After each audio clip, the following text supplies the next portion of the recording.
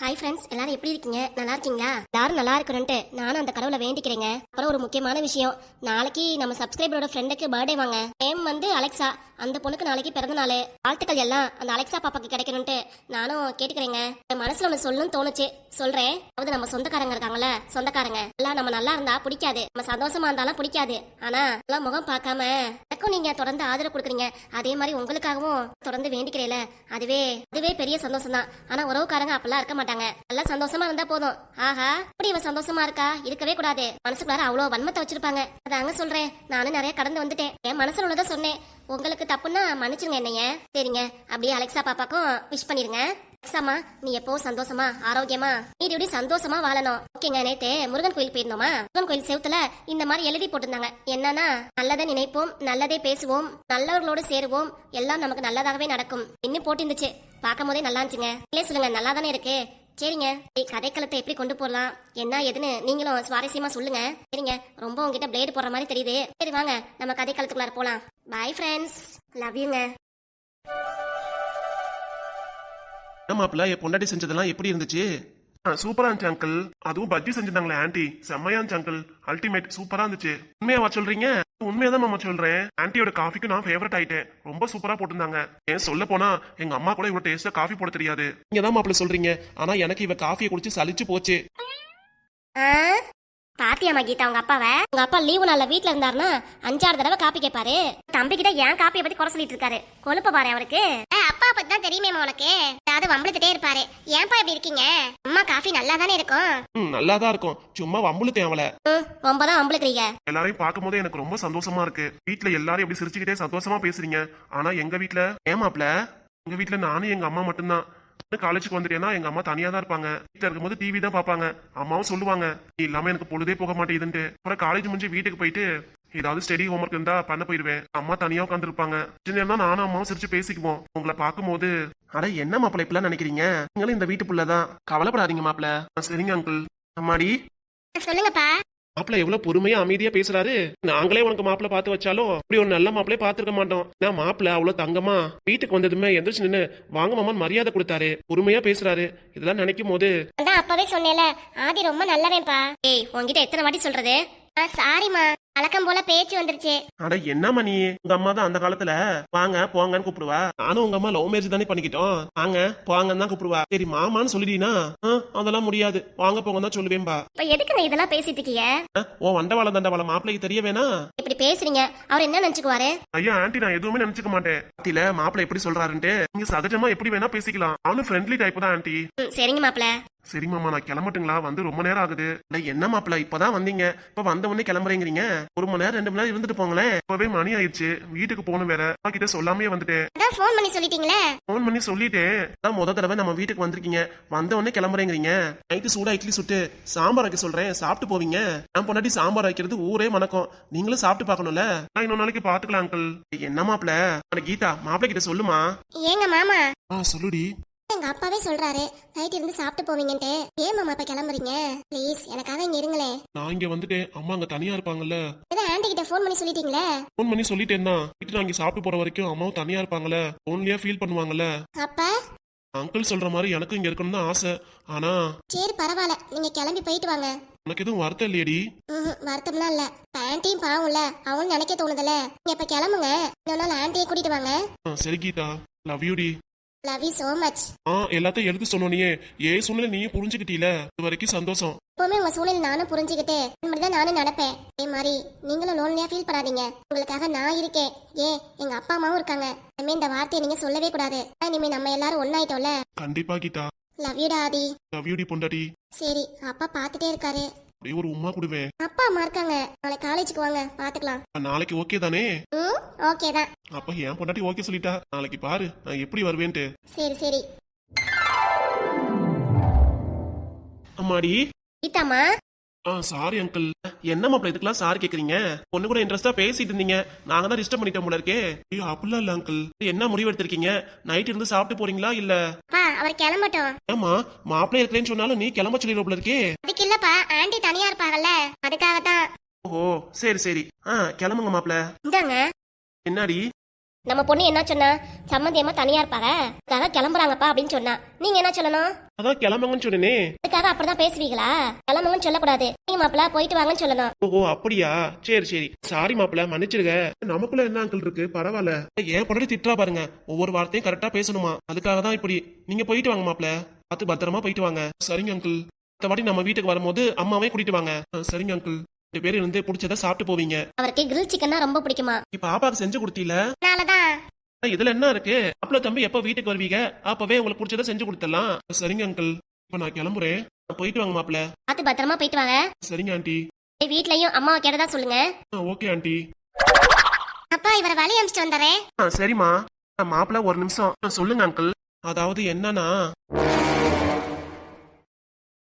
எதுவா இருந்தாலும் தயக்கம் இல்லாம வெளிப்படையா சொல்லுங்க அங்கிள். அப்பல நீங்க என் பொண்ணை ஒன் சைடா லவ் பண்ணிருக்கீங்க. இப்ப என் பொண்ணு உங்களை விரும்ப ஆரம்பிச்சிட்டா. கல்யாணம் பண்ணா உங்களை தான் கல்யாணம் பண்ணிட்டு எங்க கிட்ட பிடிவாதமா இருந்தா. அங்க எவ்வளவோ கம்பல் பண்ணியும் உங்களை விட்டு வர முடியாதுன்னு கூட சொன்னா. என் பொண்ணு உங்க மேலதான் ஆசை பாசம் எல்லாம் வச்சிருக்கா. சொல்லுங்க, கண்டிப்பா நான் காப்பாத்துவேன். ஃபியூச்சர்ல எனக்கும் கீதா கல்யாணம் ஆனாலும் அவளை கண்கலங்க விடாம நல்லபடியா பாத்துக்குவேன் அங்கிள். நீங்க எதை பத்தியும் நினைக்க வேண்டாம். அதுக்கு இல்ல மாப்பிள்ள, எனக்கும் ஆரம்பத்துல உங்களை வேணாம் தான் தோணுச்சு. ஏன்னா அங்க என்ன சொல்லுன்னா, எங்க காலத்துக்கு அதெல்லாம் பார்த்தோம், காதலிச்சோம், ஏன்னாகி எங்களுக்கும் ஒரு பொண்ணு கீதா பிறந்துட்டா. சொல்லுங்க அங்கிள், எல்லாம் லவ் பண்றதே டைம் பாஸ்க்கு லவ் பண்ற மாதிரி பேசுறாங்க சொல்றாங்க. ஆதி அப்படிலாம் கிடையாது. ஆதி மாப்பிள்ள அப்படிலாம் கிடையாதுமா. உலகத்துல இப்படிதான் இருக்காங்க. அது சொல்றேன் நானு. படிக்கிறேன், லவ் பண்றாங்க, அப்புறம் வெளியே போயிட்டு ஹாய் பாய்னு சொல்லிட்டு போயிடுறாங்க. அதுதான் சொல்றேன். நான் அப்பவே முடிவு பண்ணிட்டேன், கல்யாணம் பண்ணா கீதாவை தான் கல்யாணம் பண்ணணும்ட்டு. இந்த மாதிரி நானும் காலேஜ்ல அரியர் எல்லாம் வச்சிருக்கேன் தான். நல்லா படிப்பேன், அது 2 சப்ஜெக்ட்ல அரியர் விழுந்துருச்சு. நான் ஒரு வருஷத்துல எல்லாத்தையும் கிளியர் பண்ணிடுவேன். கிளியர் பண்ணிட்டு நல்ல வேலைக்கு போயிட்டு கீதாவும் வேலைக்கு போட்டோம். அதுக்கப்புறம் கல்யாணத்தை முடிவு பண்ணிக்கலாம் அங்கிள். சரிங்க மாப்பிள்ள. அதே மாதிரி எங்களுக்கு ஒரு பொண்ணா இருக்கவும் எங்க பொண்ணு ஆசைய. எங்க ஒரு நிமிஷம் நான் பேசிக்கிறேன் மாப்பிள்ள கிட்ட. சொல்லு. எங்களுக்குன்னு ஒரே ஒரு பொண்ணு தான். பொண்ணு ஆசையை தடுப்பானேன்னு தான் நாங்களும் எல்லாத்துக்கும் சரின்னு சொல்லிட்டோம். Okay aunty. எங்க வீட்டுல நான் காதலிக்கிறேன்னு சொன்னோமே எங்க அம்மா ஓகே சொல்லிட்டாங்க. புரியுது மாப்பிள்ள. அதே மாதிரி தண்ணி அடிப்பீங்கன்னு கேள்விப்பட்டோம், அதெல்லாம் இப்ப கிடையாது அங்கிள். தண்ணி அடிக்கிறது எல்லாம் ஃபுல்லா நிப்பாட்டிட்டாரு. அவரை காதலிக்கிறதுக்கு ஒத்துக்காம தான் தண்ணி அடிச்சிருக்காரு. மத்தபடி இப்பெல்லாம் அந்த பழக்கம்லாம் இல்ல அங்கிள். ஓகே மாப்பிள்ள. காலத்துல யார் தண்ணி அடிக்காம இருக்கா? தண்ணி அடிக்கிறாங்க தான். ஆனா எப்பயாவது தண்ணி அடிச்சுட்டு வீட்டுக்கு வந்து மட்டையாய் படுத்து கிடப்பேன். என்ன சொல்றீங்க, நிஜமா அங்கிள்? ஆமா மாப்பிள்ள. இதான் சொல்லுவீங்களா? என்ன நினைச்சுக்க போறாரு? எதுவும் நினைச்சுக்கல அங்கிள். பாப்பாவே சொல்லிடுச்சு தண்ணி அடிக்க மாட்டீங்கன்ட்டு. பிடிச்சிருந்துச்சுன்னா எப்பயாவது ஒரு நாள். என்ன மாப்பிள்ள? சரிங்க அங்கிள். இது வேற எதுவும் கேக்குறீங்களா என்கிட்ட? என் பொண்ணு நல்ல மாப்பிள்ள தான் செலக்ட் பண்ணிருக்கா. என் பொண்ணு மேல எனக்கு நம்பிக்கை இருக்கு. கண்டிப்பா. சரிங்க மாப்பிள்ள, நீங்களும் வீட்டுக்கு போயிட்டு வாங்க. சரிங்க அங்கிள். போயிட்டு வரேன் ஆண்டி. போயிட்டு வரேன் அங்கிள். போயிட்டு வாங்க மாப்பிள்ள. போயிட்டு வாங்க. அம்மா நான் வழி அனுப்பிச்சு வந்தறேன். போயிட்டு வாமா. அங்கிள் ஆண்டி அதே மாதிரி நீங்களும் எங்க வீட்டுக்கு வாங்க. சரிங்க மாப்பிள்ள, கண்டிப்பா வரோம். இப்ப நான் கிளம்புறேன். போயிட்டு வாங்க. நம்ம கிட்ட நல்ல மரியாதையா நடந்துக்கிறாரு, நல்லா பேசுறாரு, பொறுமையா இருக்காரு. அதே மாதிரி கல்யாணம் பண்ணாலும் நம்ம பொண்ணை நல்லபடியா பாத்துக்குவாருங்க. அதே மாதிரி நம்ம பொண்ணுக்கு எந்த பிக்கல் பிடிங்களும் தொந்தரவும் வராது. ஆமா சரோஜா, கிடைச்ச மாப்பிள்ள நமக்கு லக்கு மாதிரி. அதனால அவர் நல்லபடியா பாத்துக்கணும். சரிங்க. அவர்கிட்ட உன் மனசுல உள்ளதான் கேட்கணும்னு நினைச்ச. இப்ப என்ன தெளிவாயிருச்சா? அப்பாடா, இப்பதான் தெளிவா இருக்கு. எந்த பிரச்சனையும் இல்லங்க. பொண்ணு மாப்பிள்ள கிட்ட ஊர் சுத்திட்டு வரட்டும், எங்க வேணா போட்டோம். மாப்பிள்ள மேலே நம்ம பொண்ணு மேலயும் எனக்கு நம்பிக்கை இருக்குங்க. எனக்கு முழுசா நம்பிக்கை இருக்கு. கொஞ்ச நேரம் அப்படியே ரெஸ்ட் எடுங்க. சரி சரோஜா. சம்பந்தியம்மா நம்ம வீட்டுக்கு வர சொல்லி அவங்களுக்கு தடபடலாம் விருந்து போடணுங்க. நானும் அதான் நினைக்கிறேன். கீதா கிட்ட போன் நம்பர் இருக்குன்னு நினைக்கிறேன். போன் பண்ணி நம்மளும் வர சொல்லுவோம். சரிங்க. அம்மா அப்பா உனக்கு பிடிச்சிருக்கா? நல்லா பழகுறாங்க, என்கிட்ட நல்லா பேசுறாங்க. சொல்லி அவங்க 2 பேத்தையும் பார்த்து நான் ரொம்ப பயந்தேன். ஃபர்ஸ்ட் டைம் வீட்டுக்கு வந்திருக்கேனே, என்ன சொல்ல போறாங்களோ நினைச்சு பயந்துட்டே இருந்தேன். 2 பேருமே ஸ்வீட்ஸ் சூப்பரா பேசுறாங்க. அப்படியா? எங்க அம்மா அப்பா இப்படிதான். ஆரம்பிச்சா நல்லா பேசுவாங்க, நல்லா பழகிட்டா உங்க மேல பாசம் அன்பு எல்லாமே இருக்கும். அதே மாதிரிதான் உங்க மேலே அன்பு பாசம்லாம் எல்லாமே இருக்கு. தேங்க்ஸ் கீதா. எனக்கு எதுக்கு தேங்க்ஸ் சொல்றீங்க? நீ என்ன ஓகே சொன்னதால தானே எனக்கு இவ்வளவு பெரிய நல்ல ஃபேமிலி கிடைச்சிருக்கு. உனக்கு நன்றி சொல்லாம என்ன பண்றது? நமக்குள்ள தேங்க்ஸ் என்னங்க இருக்கு? அதெல்லாம் எதுவும் வேண்டாம். சரி கீதா, நான் கிளம்பட்டுமா? பாய் ஆதி, பாத்து போயிட்டு வாங்க. பாய் கீதா. எங்க அம்மாவையும் நான் கூட்டிட்டு வரேன். கண்டிப்பா வாங்க, உங்களுக்கு பிடிச்சதெல்லாம் அம்மா சூப்பரா செய்து தருவாங்க. சரி கீதா, கண்டிப்பா வரோம். சரி நான் வரேன். பாய், see you. போயிட்டு ஃபோன் பண்ணுங்க. சரி கீதா, பாய் பாய். ஐ லவ் யூ ஆதி. நீங்க எனக்கு கிடைக்காம போயிருந்தீங்கன்னா நான் ரொம்ப மிஸ் பண்ணிருப்பேன் உங்களை. ஆனா அப்படிலாம் இல்ல, இனிமே நீங்க தான் எனக்கு, நான் தான் உங்களுக்கு. அந்த கடவுளால முடிவானது. இதை யாரையும் பிரிக்க முடியாது, நம்மளை யாராலையும் பிரிக்க முடியாது Aadhi. Love you so much. கீதாமா, எந்தோ வரேன்ப்பா. இவ வேற வந்துட்டாலா போச்சு. வெளியே தனியா உட்காந்துக்க முடியாது. அவ்வளவுதான். என்ன ஏதுன்னு கேள்வியா கேட்டு தள்ளிடுவாளே. இப்ப என்னத்த சொல்றது? ஏ செல்லம்மா. என்ன வாயத்தை வந்து பேச மாட்டியா என்கிட்ட? போன தடவை நம்ம சண்டையில உங்ககிட்ட நான் சொல்லிட்டேன்ல, இனிமே உன் கூட பேச மாட்டேன்ட்டு. பேச மாட்டேன்னா அப்படியே போயிடதாக்கும். வீட்டுக்கு எய்த்தாப்புல தான் என் வீடு இருக்கு. நீ வீட்டை விட்டு வெளியே வந்தா நீ என்னை பாக்குற மாதிரி இருக்கும், அதே மாதிரி நானும் உன்னை பாக்குற மாதிரி இருக்கும். இல்ல சண்டை சச்சரவுலாம் எதுக்குங்கிறேன், அதெல்லாம் மறந்துட்டு நல்லா சகஜமா பேசிக்கலாம். உன்கிட்ட நல்லா சகஜமா பேசணுமாக்கும். வேற வேலை இல்ல எனக்கு. என்னடி பழச நினப்புல வச்சுட்டு இப்ப எல்லாம் பேசுற? கொஞ்சமாவது மாறிக்கும். நல்லாவா இருக்கு இதெல்லாம்? இப்ப என்ன விஷயம் உனக்கு? இதுக்கு என்கிட்ட பேச வந்திருக்க? அதெல்லாம் ஒண்ணு இல்ல, உன்கிட்ட பேசி ரொம்ப நாள் ஆச்சுல.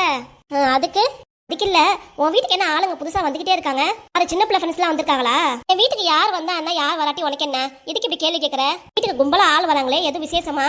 என்னதுன்னு தெரிஞ்சுக்கலாம் தான் உன்கிட்ட நானும் கேட்கறேன். வீட்டுல எது விசேஷமாக்கும்? அப்படி ஒண்ணும் இல்லையே. வேற உன் மருமவ. ஆமா, மருமவ தான் இத்தனை வருஷம் கழிச்சு குழந்தை பெற்றுக்க போறா பாரு. இதுல என்ன இருக்கு? வீட்டுல என்ன பிரச்சனை என்னதுன்ட்டு நான் உங்ககிட்ட வந்து கேட்டேனா? இல்ல அப்புறம் ஏன் மருமகளை பத்தி நீ பேசிட்டு இருக்க? தேவையில்லாத வேலை பொண்ணம்மா. ஓ வயசுக்கு மரியாதை கொடுத்து பேசணும்னு நானும் நினைக்கிறேன். ஆனா நீ பேசுற பேச்சால ஓ மரியாதை நீயே கெடுத்துக்காத. அப்படிதான் நான் சொல்றது. வீட்டுக்குள்ளாரே பொழுதனைக்கு இருந்தா ஒரு மாதிரியா இருக்கு. சரி வெளியே காத்தோட்டமா வந்து உட்கலான்னு பார்த்தா உங்க வேர்த்த மாதிரி என்ன உன் வீட்டுக்கு விருந்தாளி வந்திருக்காங்க, என்ன விசேஷம் ஏது விசேஷம்னு வந்து குடைச்சல் பண்ண வேண்டியது இதான் உன் வேலையாக்கும். உன் வீட்டுல 1000 பிரச்சனை இருக்கு, அதை போய் பாப்பியாக்கும். என் வீட்டுல வந்து மூக்க நுழைச்சு என்ன நடக்குன்னு பாத்துட்டு இருக்கியாக்கும். இதுல ஏன் மருமகளை வேற குறை சொல்ல வேண்டியது ஏன் முன்னாடி? வேற வேலை இல்ல உனக்கு? இதான் உன் மருமனை கண்டபடியா திட்டிட்டு போன. இன்னுமா உனக்கு புத்தி வரல? ஒருத்தவங்க பேசுற பேச்ச வச்சுதான் அவங்க வாழ்க்கையை தீர்மானிக்கும்பாங்க. நீ பண்றதெல்லாம் ஓ மாமனுக்கு 7 ரசனி போட்ட மாதிரி தானே பண்ணிட்டு இருக்க. பார்த்து பொண்ணம்மா, இப்படியே ஏன் மருமலை பத்தி குறை சொல்லிட்டு வீட்டுல என்ன நடக்குது ஏது நடக்குன்னு தெரிஞ்சுக்காம நீ விட்டுறாத. ஆமா அப்படிதான் நான் சொல்லிட்டேன். இதை விட்டுட்டு மத்ததான் எங்கிட்ட பேசிட்டு இருந்த அவ்வளவுதான். நானும் மனசியா இருக்க மாட்டேன் பாத்துக்கோ. அதான் உன் வீட்டுக்கு போய் உன் மருமகளோட சேர்ந்து என்ன வேலை செய்யுதுமா, இது வேலை இருக்கான்னு கேட்டு அவளோட ஒத்தாசையாரு. அதை விட்டுட்டு என் வீட்டுக்கு வே பார்க்க வந்துட வேண்டியது.